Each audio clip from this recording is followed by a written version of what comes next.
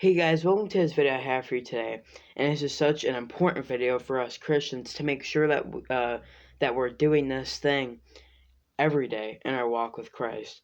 So let's get into it. This is very important.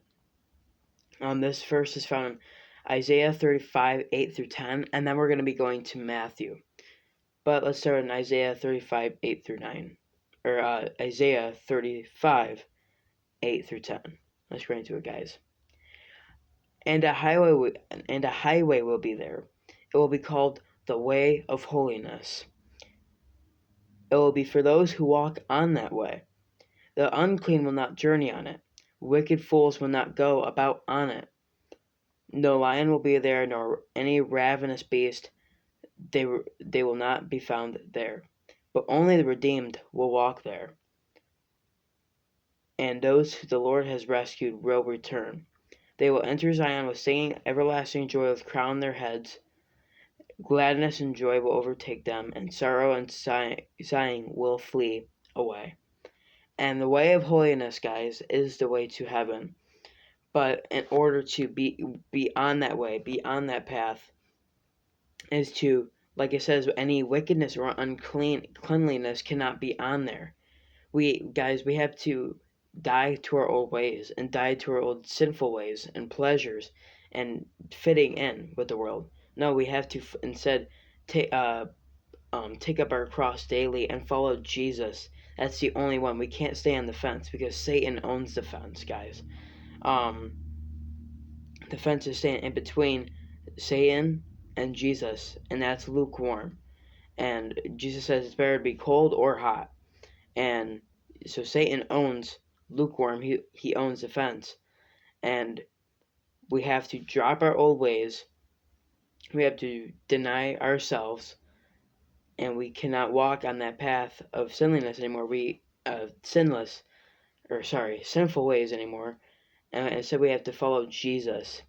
But I'm gonna elaborate more on that after I read this verse, which is Matthew 7:13 through 14. Let's get into it. Enter through the narrow gate, for wide is the gate and broad is the road that leads to destruction, and many enter through it. But small is the gate and narrow the road that leads to life. Only a few find it. Now, basically what Jesus is saying here is that the wide gates is the more easier way and comfortable way. We don't have to make changes. We can have fun here on this earth. We don't have to make any changes for Jesus.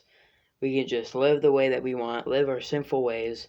It's just easy. It's a comfortable life.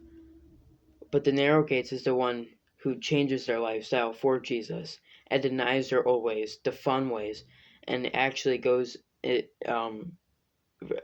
away from being comfortable and being uncomfortable for Jesus, and it's going out spreading that gospel, whatever God calls them to do, that is uncomfortable. Those are the people who will make it on that narrow path. So guys, like I was saying earlier, wickedness and uncleanliness, cannot be with you. You have to die to those old ways. You cannot desire to do those ways anymore. And yes, before you guys panic, we're not going to be perfect. I know. We're not. But all Jesus calls us to do is make an effort to die to those old ways and to move away from them and focus all on Jesus. We're the earth, he's the sun. So die to those old ways. Yes, he doesn't expect us to be perfect because Jesus is the only one to be perfect. But he expects us to die to our old ways and move away from Satan's life and actually move to a Jesus-like life, a Christ-like life. So guys, what are you going to choose? Are you going to choose the wide path, the comfortable, the easy, not making any changes? Or are you going to choose the narrow path, the one where you have to make changes for Christ? You have to put yourself in uncomfortable situations for Christ, and you have to walk with him through every step. But it is all worth it in the end because it is for eternity. So thank you guys for watching this video, and have a great day, all.